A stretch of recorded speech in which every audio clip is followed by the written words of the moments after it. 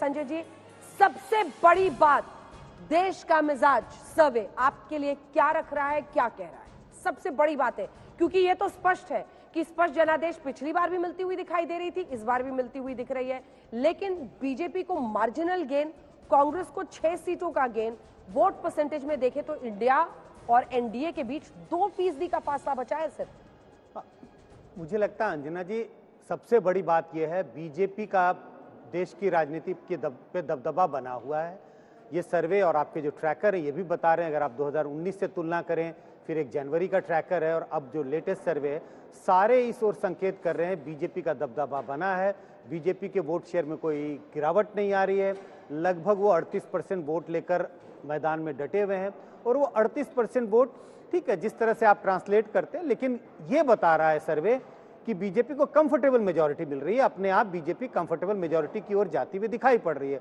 वो 285 हो जाए, 290 हो जाए या 300 का आंकड़ा भी पार कर पाए। तो दूसरी सबसे बड़ी बात, प्रधानमंत्री मोदी की पॉपुलैरिटी बनी हुई है। जो तमाम आंकड़े दिखाए उनकी पॉपुलैरिटी में कोई गिरावट नहीं है, इसके बावजूद कि लोगों की चिंताएं बेरोजगारी और महंगाई पर हो रही हैं, लेकिन प्रधानमंत्री मोदी की पॉपुलैरिटी में कोई गिरावट नहीं आती है। अगर हम विपक्षी एकता के नजरिए से देखें और ये कहें कि क्या बीजेपी को 2024 में कुछ चैलेंज मिलने की गुंजाइश है, और अगर 2019 से तुलना करें तो 2019 के आंकड़ों से तुलना करें तो ये साफ दिखाई पड़ता है। आसान उतना नहीं है जितना 2019 के में था। विपक्षी एकता होती हुई दिखाई पड़ रही है, लेकिन इस एकता के बावजूद जो मार्जिन है, जो सर्वे बता रहे हैं, वोट में मार्जिन भले ही बहुत कम है, 2% का मार्जिन है, लेकिन अगर सीटों के फासले को देखें तो 110-115 सीटों का फासला दिखाई पड़ता है। और तो इस हिसाब से ये दिखता है विपक्षी एकता बीजेपी को थोड़ा एक तरह से कॉर्नर तो कर सकती है, एनडीए को थोड़ा कॉर्नर तो कर रही है, नीचे तो ला रही है, लेकिन हराने की स्थिति में आज कहीं भी दिखाई नहीं पड़ती है। मुझे लगता है अंजना जी ये बड़ी बातें हैं। इंडिया को तो बहुत सीटें आती हुई दिख रही हैं, काफी सीटें आती है, जो चैलेंजर है वो मजबूत दिख रहा है। देखिए इसका कारण सबसे बड़ा निष्कर्ष है, चैलेंजर मजबूत है। हाँ। नहीं अंजना जी, जो मैंने शुरू में कहा कि अगर वोट प्रतिशत दोनों में 2% का फासला है, तो मेरे अनुमान से इंडिया गठबंधन को सीटें थोड़ी ज्यादा आने की गुंजाइश है। मैं अभी भी गुंजाइश कह रहा हूं क्योंकि ये भी मेरा अनुमान है, लेकिन उसकी वजह क्या मैं बता रहा हूं। आप देखिए ना, पिछली बार 28% वोट्स के साथ, लेकिन वही है कि तब यूपीए था। जनवरी में गठबंधन नहीं था, इंडिया गठबंधन नहीं था, जनवरी में नहीं था। आज इंडिया गठबंधन है। तो उस आधार पर आप देखेंगे तो इंडिया गठबंधन की जो पार्टियां हैं उनके वोट उनके राज्य में, उनके इलाके में, जिस इलाके में वो चुनाव लड़ेंगे वो कंसंट्रेटेड होगा। लेकिन यही प्रश्न है मेरा, हमने देखा था 2019 के चुनाव में कई राज्यों में जहां पर क्षेत्रीय दलों का दबदबा रहता है, लोकसभा चुनाव में क्लीन स्वीप हो गया था। क्या आपको लगता बीजेपी के लिए, आप बिहार में आप देखिए क्या हुआ था, क्या आपको लगता है कि क्षेत्रीय दल मोदी का चेहरा जब सामने होगा तो अच्छा परफॉर्म कर पाएंगी 24 में? नहीं, अगर हम ये तुलना करें कि उसी राज्य में अगर विधानसभा के चुनाव हो रहे हो और बीजेपी प्रधानमंत्री मोदी के चेहरे पे चुनाव लड़ रहे हो, और उसी राज्य में मान लीजिए लोकसभा के चुनाव हो, तो क्या अंतर दिखाई पड़ेगा? अंतर बहुत साफ दिखाई पड़ता है। कई ऐसे राज्य हैं जिसके उदाहरण हम ले सकते हैं। तो ये तो बहुत स्पष्ट है, जब लोकसभा के चुनाव होते हैं तो बीजेपी के लिए लोगों के बीच में आकर्षण बहुत बढ़ता है। और उसकी वजह बहुत साफ है, जो आंकड़े आपने भी दिखाए, बीजेपी के वोटरों में 44% ऐसे वोटर है जो कहते हैं कि हम प्रधानमंत्री मोदी को देख के वोट करते हैं। और उनका असर या उनकी जो कैपेबिलिटी है बीजेपी के लिए वोट बटोरने की, वो लोकसभा में दिन दुगनी रात चौगुनी की ओर तरफ बढ़ता है। लेकिन विधानसभा के जब चुनाव होते हैं तो लोगों को लगता है कि नहीं, विधानसभा के चुनाव हैं, राज्य में सरकार बनाने की चुनाव है, और उसमें जो लोकल मुद्दे हैं, राज्य के मुद्दे और राज्य के लीडर ज्यादा हावी हो जाते हैं। यूपी पर बात करना चाहती हूँ आपसे, सबसे बड़ा राज्य, 80 सीटें। इससे बड़ी बात क्या हो सकती है कि समाजवादी और बहुजन समाजवादी पार्टी एक साथ आकर बीजेपी को हराने के लिए पिछले चुनावों में लड़ी थी, फिर भी मामला क्या रहा सबने देखा। क्या इंडिया गठबंधन का, आप राज्यों पर जाइए, राज्यों पर जब आप जाते हैं, क्या आपको लगता है कि सीट शेयरिंग फॉर्मूला अगर निकलता है तो वाकई एक सोल्यूशन बनेगा? वरना तो हमने देखा है बड़े बड़े क्षेत्रीय दल जो धुर विरोधी थे वो साथ आकर चुनाव लड़े, लेकिन फिर भी बीजेपी निकाल ले। नहीं, बिल्कुल अंजना जी, जिस बात का आप जिक्र कर रही हैं वो तो फैक्ट है। 2019 के चुनाव है, हम सबके सामने नतीजे हैं।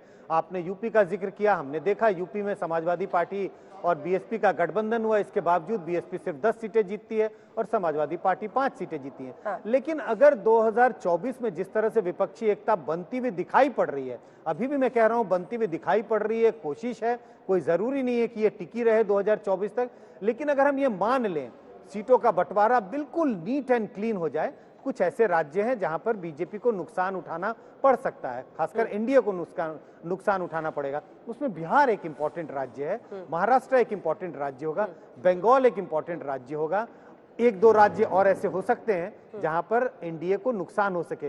बिहार में बड़ा नुकसान हो सकता है, महाराष्ट्र में नुकसान हो सकता है। महाराष्ट्र में आपको लगता है नुकसान हो सकता है? क्योंकि इस सर्वे में 60% लोग कह रहे थे कि बीजेपी को फायदा होगा। हाँ, लेकिन महाराष्ट्र की स्थिति बहुत विचित्र है इस वक्त, तो पता नहीं कौन किसके साथ है, कितने टुकड़े हैं। हाँ। लेकिन अगर मैं बंगाल की बात करूं, बंगाल एक ऐसा बड़ा राज्य है, मान लीजिए कि ये जो 3 पार्टियां, हालांकि इस पर अभी बहुत बड़ा प्रश्न चिन्ह लगा है, मान लीजिए तृणमूल कांग्रेस और लेफ्ट में कोई समझौता हो जाए और एक उम्मीदवार खड़ा किया जाए बीजेपी के खिलाफ, तो मुझे लगता है बीजेपी के पास पिछली बार 18 सीटें थी, वो घट के 6-7 सीटों पर सिमट सकती हैं। तो बंगाल एक ऐसा राज्य है जहां पर एनडीए को नुकसान हो सकता है, बिहार राज्य है जहां नुकसान हो सकता है, और भी 1-2 राज्य होंगे। मान लीजिए अगर हम कर्नाटक की बात करें और कर्नाटक में कांग्रेस और जेडीएस का गठबंधन हो जाए, वहां भी नुकसान उठाना पड़ सकता है। आमने सामने की लड़ाई लेकिन अब बिहार में ही दिख रही, क्योंकि मायावती ने भी ऐलान कर दिया यूपी में वो अपना चुनाव लड़ रही हैं, अलग चुनाव लड़ रही हैं। उन्होंने बीते दिन ही ऐलान किया। यशवंत देशमुख जी अब सी वोटर के आ गए हमारे सामने, हम लोगों का काम अब थोड़ा सा आसान हो जाएगा, क्योंकि इसको समझना बहुत दिलचस्प है। यशवंत जी, 43%, 41%, आप नेक टू नेक फाइट की बात कर रहे हैं 2024 में अपने सर्वे के मुताबिक, कि 43% वोट शेयर आप दे रहे हैं एनडीए को अपने इस 25,951 के सैंपल साइज में, और 41% इंडिया गठबंधन को, 16% अन्य को। लेकिन यही जब सीटों में कन्वर्ट होता है, सीट वाले नंबर्स अब दिखा दीजिए, तो मामला एनडीए को काफी आगे बढ़ाता हुआ दिखाई देता है। 306, 193 और 44। इसको कैसे जस्टिफाई कर रहे हैं आप? 2% के वोट्स डिफरेंस में आप ये कह रहे हैं कि इस तरह का फैसला होगा? देखिए, 2% का वोट शेयर का गैप पूरे राष्ट्र के लेवल पे आपको भले ही दिख रहा हो, लेकिन इसमें बहुत सारे कंट्राडिक्टरी वोट एक साथ हैं। मसलन केरल में लेफ्ट और कांग्रेस एक दूसरे के खिलाफ चुनाव लड़ेंगे, लेकिन इसमें इंडिया अलायंस में वो लोग साथ में, तो केरल में टोटल इंडिया का वोट शेयर, इंडिया अलायंस का वोट शेयर 81% के करीब आता है। हाँ। तो जो कि प्रैक्टिकली संभव नहीं है, क्योंकि वो लोग एक दूसरे के खिलाफ लड़ रहे हैं। अगर आप इस तरह की जो विरोधाभास है ये आप हटा देंगे, तो दरअसल ये 2% के गैप की जगह आपको 5% का गैप दिखाई देगा। आप राज्यों के लेवल पे अगर आप जाएंगे, तो राज्यों में आपको बहुत ही क्लासिकल तरीके से एक तरफ या दूसरी तरफ का पूरा झुकाव मिलेगा। जैसे आप तमिलनाडु जाइए, तमिलनाडु में इंडिया अलायंस यानी डीएमके प्लस का जो अलायंस है वो 50% से ज्यादा वोट पा रहा है। हमारे सर्वे के मुताबिक 39 की 39 कंप्लीट स्वीप, पूरा का पूरा इंडिया अलायंस के पक्ष में जा सकता है। लेकिन यही चीज अगर आप आ जाते हैं उन राज्यों में जहां पे बीजेपी का गढ़ है या एनडीए अलायंस का आप गढ़ मानते हैं, आप बात करते हैं राजस्थान, मध्य प्रदेश, छत्तीसगढ़, उत्तर प्रदेश, यहाँ तक कि गुजरात, हिमाचल, यहाँ उत्तराखंड, बीजेपी का वोट शेयर न केवल 50% क्रॉस करता है, ना कुछ जगहों पे 60% तक टच करता है, और पिछले चुनाव में हुआ है। हाँ। तो ये 20-20, 30-30% का जो गैप है, वहां पे ये गैप 2% का आपको परिलक्षित नहीं होता है। तो मामला बहुत साफ है, या तो मामला पूरी तरह इस तरफ है राज्य के लेवल पे, या मामला पूरी तरह उस तरफ पे है। जो कांटे का मुकाबला है दरअसल वो केवल और केवल 4 राज्यों में है। अगर आप वैसे सोचें, जिसे कहें कि अच्छा डिसाइडिंग फैक्टर कौन सा है, कांटे का मुकाबला किन राज्यों में? ये इंटरेस्टिंग। और उससे पहले बंगाल में आपने इंडिया का कॉन्सेप्ट क्या रखा है? क्योंकि वहां अधीर बाबू, टीएमसी सब एक साथ, तीनों को एक साथ किया आपने, तीनों एक साथ पश्चिम बंगाल, इसीलिए वहां पर आपको 57% का वोट दिख रहा है। और आपने कांग्रेस का नंबर तो हमें बता दिया है, वो 2 सीट नीचे गिर रहे हैं।